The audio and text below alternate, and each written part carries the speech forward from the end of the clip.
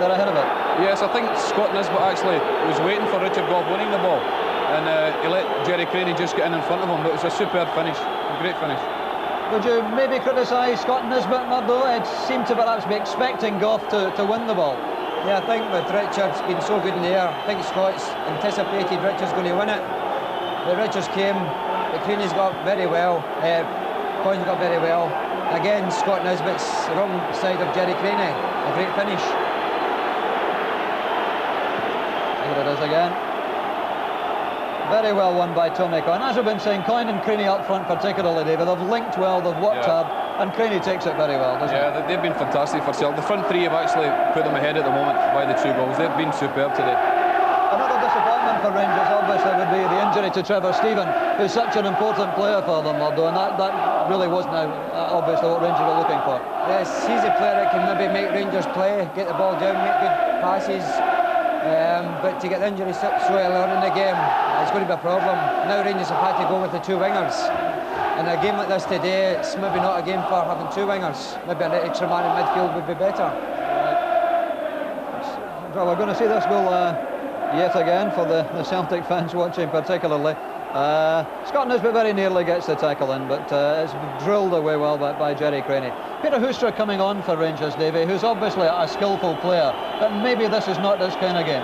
Yeah, it's going to be hard now for the wide men. 2-0 down. They're going to look for a spark from someone. Mark Walters, I think, is the man they should try and get into the game. He's the guy that can get to the byline and get something across, or maybe Mark Haitley. But it's an uphill struggle for them now. If we take a look at the circumstances of Stephen's injury, in fact, it seemed almost to be self-inflicted, Murdo. I think he just seemed to catch his foot on the turf as he went down. There really wasn't very much contact, was there? Yeah, he's slid in here to make the tackle here, and he's caught his knee in the ground, his left knee in the ground, and stretched with his right leg. So I don't really know what the injury is, but it looks quite a serious one. Yes, he seemed to be in a lot of pain. It might knee ligaments or something like that, Davy. Yeah, well, hopefully it's nothing as bad as that, but he certainly took a bad one there. Paddy Bonner, you said before the game, Murdo, was obviously an important man. He's gone something like, 6 hours or something without losing a goal in the Cup. Today he's had a couple of little shaky moments though when he has been under pressure, hasn't he? Yeah, there was a couple of cross balls, Packies came out and not get punched it away as far as he would like to have. This one here, good cross in, again he caught it, and I think he's bumped against his own player though. He's a wee bit unfortunate. But again, he's not been put under too much pressure today, so he's got to have been concentrated. Yeah, he's hit somebody there. Difficult day for goalkeepers, of course, Davy, isn't it, with that swirling wind as well? Yeah, the wind makes it hard for anybody playing today. But this is what Rangers have got to do now, try and get Mark Walters to the byline. And I see that as their only chance of getting back into it. They've looked after the aerial threat of Mark Haitley very well, Celtic. Yes, Paul Elliott's been fantastic in the air. He hasn't lost a ball all day. I think he's been a real reason why they're ahead at the moment. Apart from the 3 strikers, they've been the best men in the park. Tommy Coyne had a second chance very near the end of the half. Again, it came from a run on the right wing, Murdo, and Tommy Coyne just hooked this one over the bar in the end. Yeah, again a great run by Joe Miller here, right into the box. Well saved by Chris Woods. I think the ball just bounced too high for Tommy. A wee bit unfortunate. But again, they've always been there in the right positions, the Celtic strikers. Maybe a little disappointment for Rangers too, David. There's not very much coming from midfield. They're definitely losing the battle in that area, aren't they? Yes, they are. Paul McStay and John Collins have played very well. They're just not letting Rangers back into the game at the moment, and they're finding it very difficult. First 15 minutes they'll have to try and get something back if they're going to have any chance at all. Yes, the opening stages of the second half shaping up as being very important, particularly after that second goal, of course, scored by Celtic with just something like 8 minutes left in the first half. And you've got to feel sorry for Terry Hurlock, maybe, haven't you? Yeah, there's nothing you can do there. Chris Woods as well. The ball was a good shot, but Chris Woods would have got that comfortably. Terry Hurlock just put his right foot up to try and block it, and it skimmed off his boot and over his head into the net. Nothing he could do about that. In that defensive position, Murdo, you're really on a loser, aren't you? Because you obviously, the instinct is to try to block the ball, and there's no way of knowing that your keeper's got it covered, really, is there? When you're 18 yards out and you stick your leg up, you think hopefully you'll just knock the ball away. The ball's been travelling so quickly, just deflected off him, and Chris has got no chance at all. Here it is again. Great strike though. That's a good hit.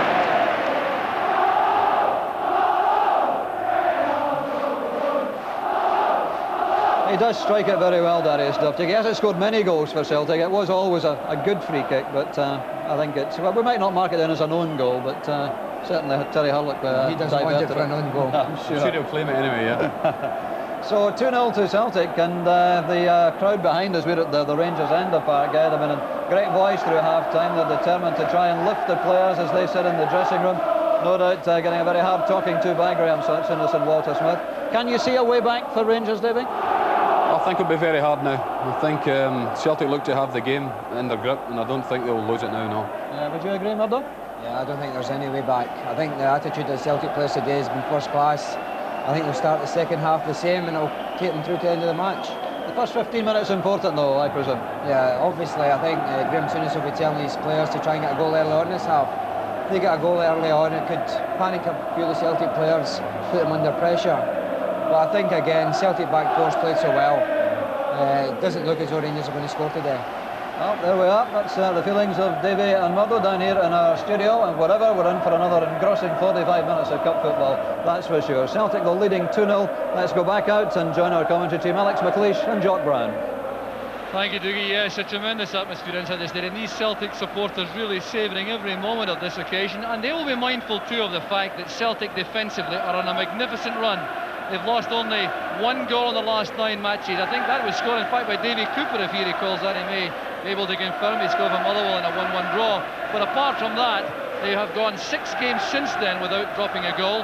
And Pat Bonner has now gone 791 minutes of cup football since he last lost a Scottish Cup goal. And that was scored way back last season by Craig Brewster of Forfar in a third-round tie.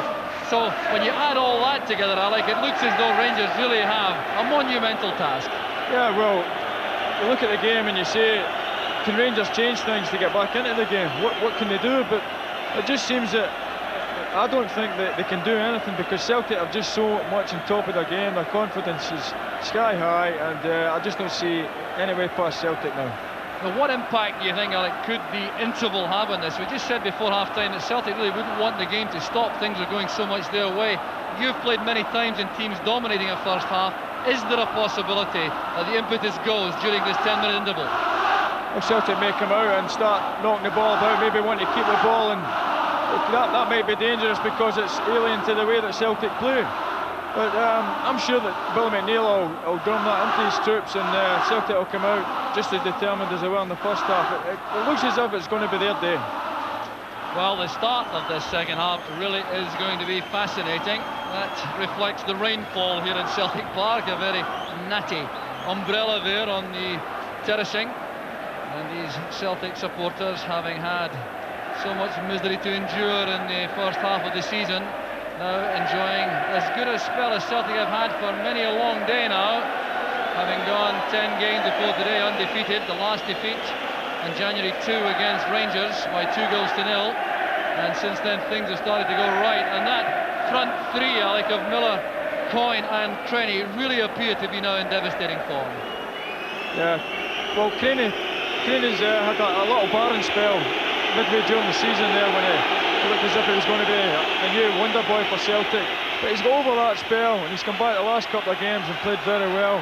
And getting on the score sheet today will have done his confidence no harm at all. We'll just listen to the reception here for the Celtic players. They're going, in fact, to the Rangers end, Celtic players, for this second half. And a quick check around the two sets of players suggests no further changes having been made. Rangers still have Tom Cowan available to come on as a replacement, and Celtic have Mark McNally and Andy Walker, should they be required. Well, there's the man who scored that second goal for Celtic. We'll give that to him because it certainly was on target, although it may well have been saved by Chris Wood before Terry Hurlock's intervention. So the second half about to start, and these opening 10 minutes or so really are liable to be crucial. Rangers looking for some return for effort in that period. Celtic will be determined to hold the lead. A third goal for them, of course, and that stage would surely make it a task which was beyond Rangers.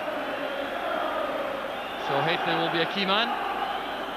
Here's Walters, still on the right. A stumble there, giving possession to Celtic, and that'll be a throw.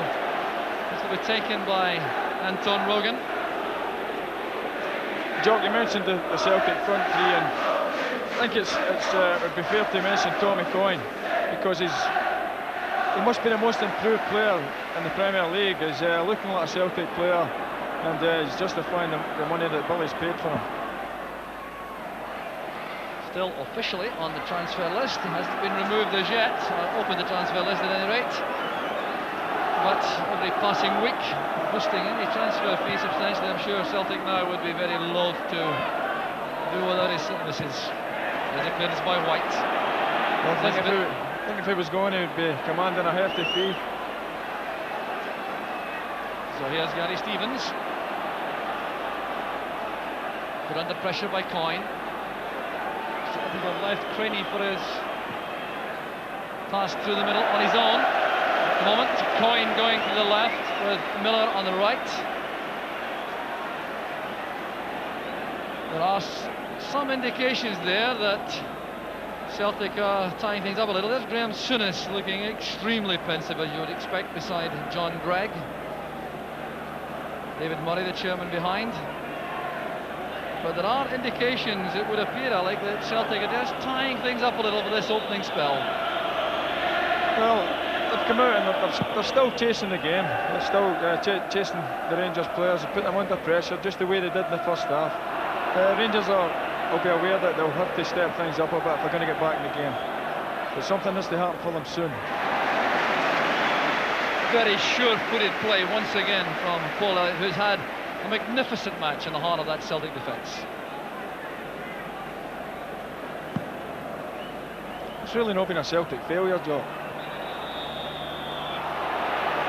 Well, Craney a failure on that occasion. A little nudge picked up by referee Waddle, giving the free kick to Rangers. Opened my mouth at the wrong time there. In the middle of the field, loose ball collected by Ian Ferguson.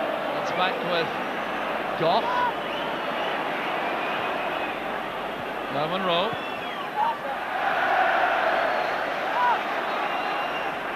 Throw taken quickly by Houster. That was a deflection, giving Rangers that throw.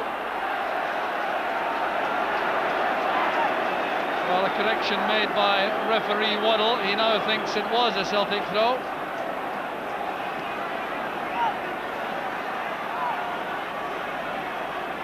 The ball retrieved there by Peter Houster for Paul Bixley.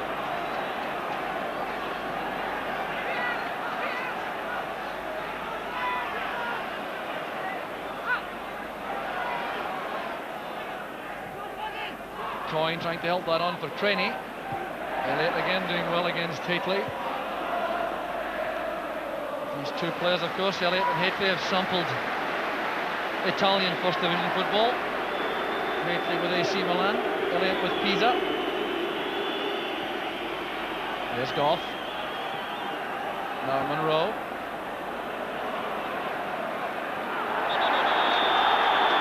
Free kick against Joe Miller for his tackle on Houster. So the big men go into the box for Rangers. Nisbet and Goff joining Hateley. It's a very potent threat inside the area. And then by Houster. Won well by Anton Rogan to cross from Ferguson to Walters. Nisbet going for that. Elliott's the winner again inside the penalty box. Pass from Collins looking for Coyne. Stevens used his pace to get there first. This is Walters. And Pat Bonner making an excellent catch.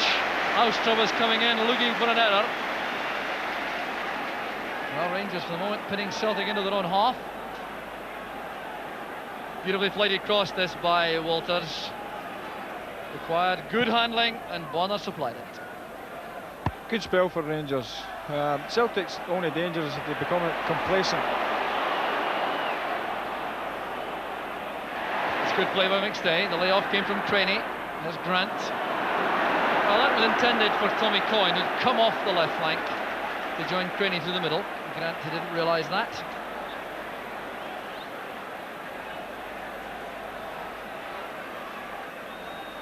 Tommy Craig out of the dugout with some instructions from the Celtic players.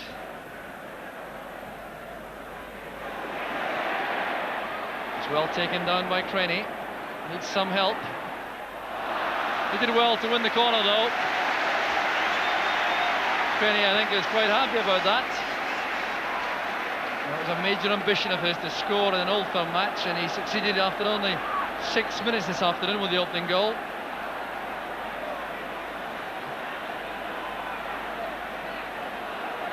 So John Collins will take this corner. Derek White has gone into the near post area. Paul Elliott at the far post, and the catch made comfortably by Woods.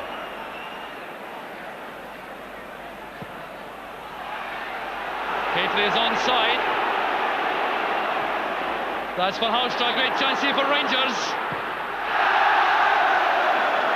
Well, he appeared to touch the ball with his right foot before he let fly with the left. That's what made the shot look so bad. But Hateley certainly set up an excellent opportunity here for Rangers. So badly sliced wide of the target by Houstra. That could have made a big difference. Yeah, well, it looked as if the Celtic defence tried to play Mark Gately offside there from Chris Wood's kick out. They just get their timing a wee bit wrong, and they have to be careful that they don't fall into that sort of trap.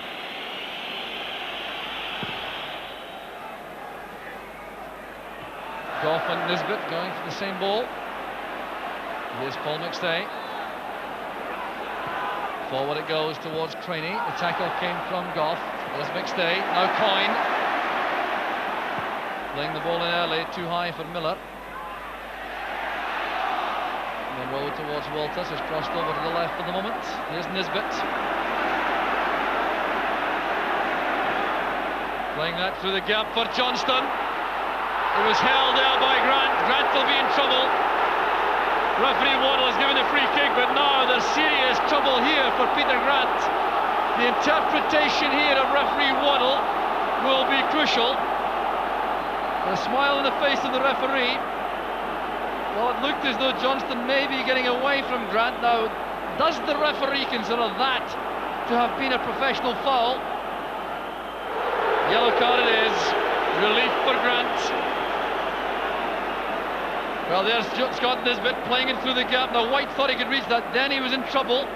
There was the holding job by Grant. The referee clearly believed that Grant wasn't the last defender. Yeah, I think he still had the last defender to get by, but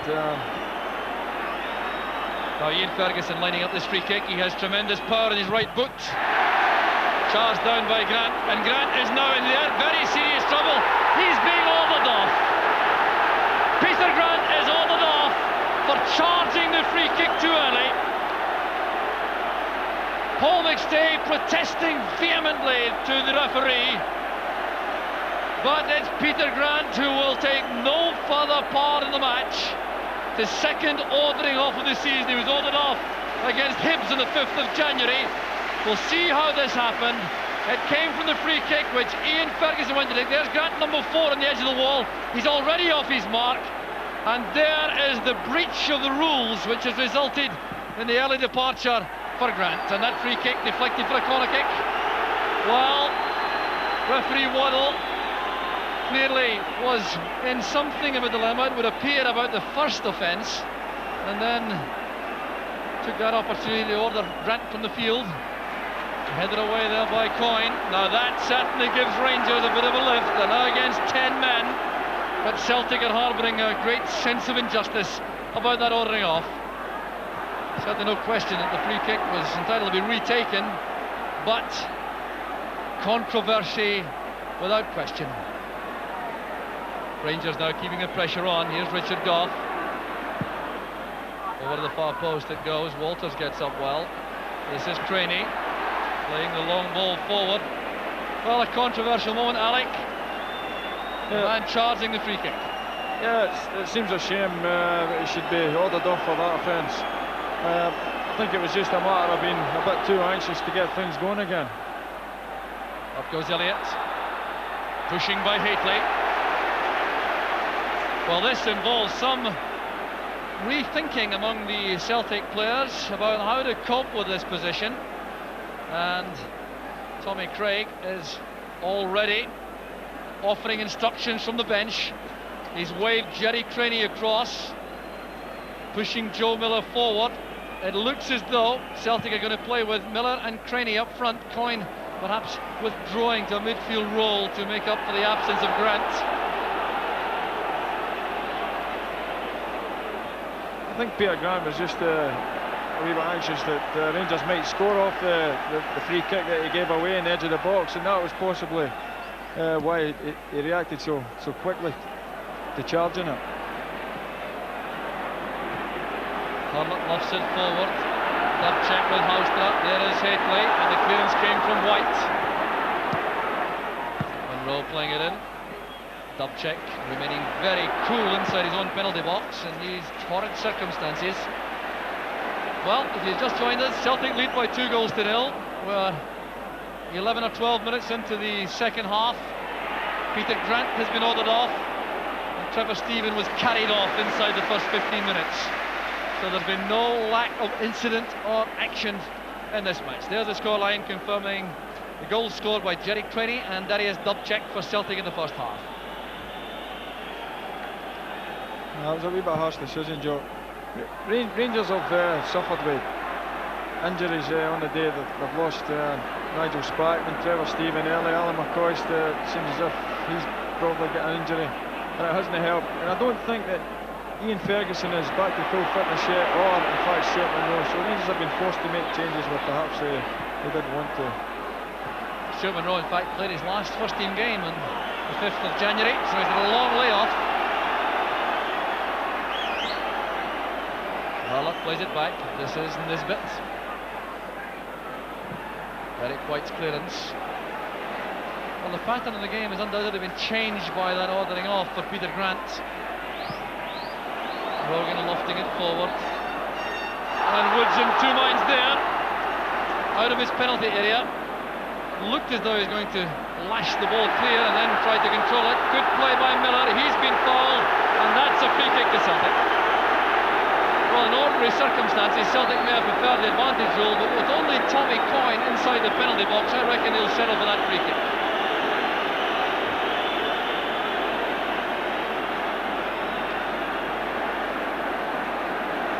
So, a chance for Paul Elliott to come forward again. This time Derek White has decided to stay back on the halfway line.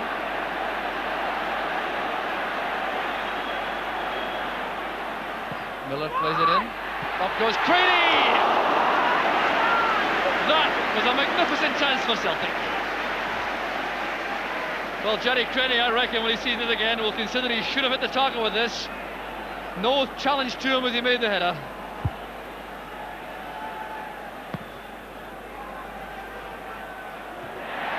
Elliott again so commanding in the air against even the prowess of Hateley in that department. Stevens stopped there by McStay. This is Collins. Back it goes to Bonner. Well, Celtic also have the possibility of bringing Mark McNally on to play in exactly the same role which Grant was occupying, perhaps at the expense of a striker. It will be interesting to see how Billy McNeill and Tommy Craig sort this out. The Celtic will look to the likes of Paul McStay and John Collins to put a foot in the ball and try and soak up the minutes and put the match finally beyond Rangers. But Rangers, well,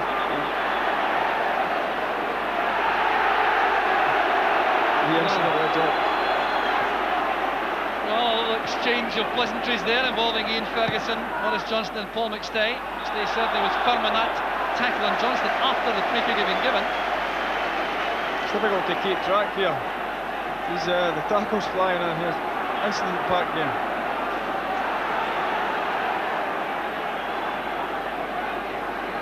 The Celtic free kick is taken there by Dubček. Coyne going up with Nisbet.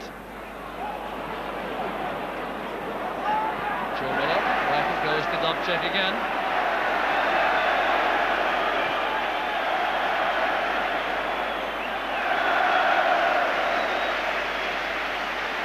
And Celtic appear to have switched also to an orthodox flat back four. Yeah, and it looks as if they're still keeping the front three. It's a very brave move by the Celtic management. Well, with Walters and Houstra looking to push forward to attacking positions, Dubček has moved to right back to mark Houstra.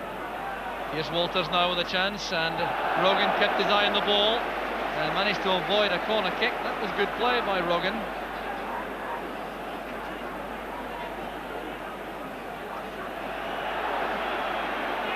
Walters thought he had a corner kick. He's been corrected by the linesman.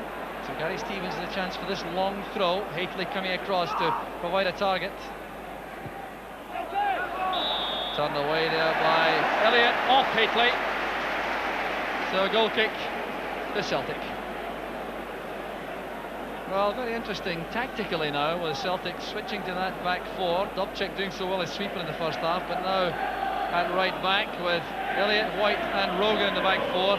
McStay and Collins in the middle there with that front three. It is indeed very brave, Alec. Yes, John Collins and Paul McStay are stuck firmly right in the middle of the pitch. There's no width at all, and you would think Rangers would probably try and, if they're going to get any joy, try and get people down the flanks. Well, perhaps that's why Celtic have pushed Rogan and Dubček back to full-back to look after Walters and Houstra. Johnston has been withdrawn rather by Rangers to play just behind what is now a front three of Walters, Hateley and Houstra. So Johnston were looking to make an impact in the match on that withdrawn role. Once again, Tommy Coyne causing some difficulties there for Richard Gough in the air, just as he did when he set up the opening goal for Jerry Craney. Elliott will not be denied in the air for Celtic. And there's a backlash by Hurlock. Hurlock's in trouble. He's clearly going to be ordered off. There can be no other outcome. He lashed out there after the ball had gone. And Terry Hurlock looking there. It's the right hand pocket. It's a red card for Terry Hurlock. The victim was Tommy Coyne. An act of complete folly by Hurlock, right in front of the referee's eyes. And Terry Hurlock makes the long, lonely walk to the dressing room, going past the Rangers dugout there. Walter Smith gazes out without making any reference to Hurlock. So here was Hurlock. The challenge came in from Coyne. Hurlock didn't appreciate it, and then you'll see him lashing out there with the right arm. That's why he was ordered off, and really, I think the referee had no option at all. No, I don't think he had any option. A bit of a crazy thing to do for Terry. I mean, I've been saying about him in recent weeks that if he takes a knock, he just gets up and gets on with it. But he reacted badly there, and possibly just the way the game's gone against Rangers, that's why he did react the way he did. Well, now it's Walter Smith's turn to be on his feet there on the track. He's going to have to adjust further the Rangers tactics, and what he has done is pull Maurice Johnston back right into midfield. He's beside Ian Ferguson now, and the role vacated by Terry Hurlock, so Johnston playing even deeper now for Rangers. Good layoff there from Hateley. Here's Walters trying to set himself for a shot. It's fine play by Walters, and Bonner on his 6-yard line to cut down the angle.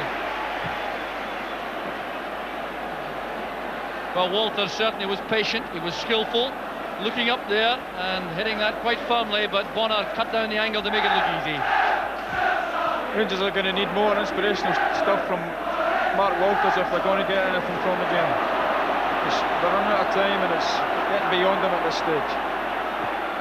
Well, that ordering off coming 18 minutes into the second half, evening things out. There's Johnston. That's a good pass for Stevens. A long ball through the middle. Bonner well off his line. Well, there's been so much action in this Old Firm game. It's hard to imagine what it would be like if Rangers were able to get a goal back and set up a really titanic finish. It really would be a sight to behold. But Celtic determined to avoid that. They are digging in very hard indeed. They were clearly concerned about the fact that they lost Peter Grant all and off. And now they have the problem, to some extent solved by the departure of Terry Harlock.